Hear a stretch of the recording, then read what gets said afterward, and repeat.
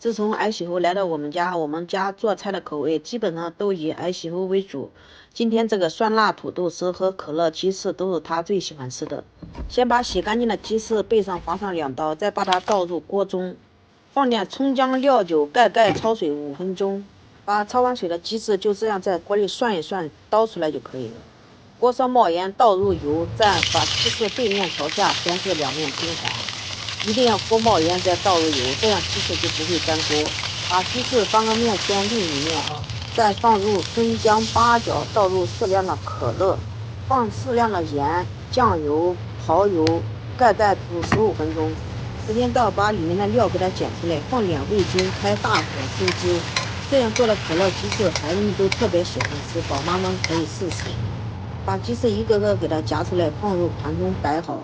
上面撒点白芝麻和葱花点缀一下，就这样可乐鸡翅做好了。砂锅提前预热，给它放点猪油，再倒入切好的西红柿，给它炒出沙，然后再加入适量的清水，放点盐，盖煮开。煮开以后，再把搅好的鸡蛋液淋在上面，放点松鲜鲜调味，再撒点葱花。就这样，西红柿鸡蛋汤就做好了。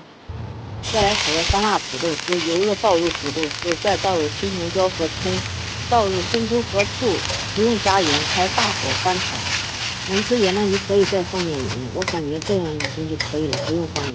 就这样，酸辣土豆丝就炒好了。喜欢吃土豆丝的可以试试，简简单单又好吃。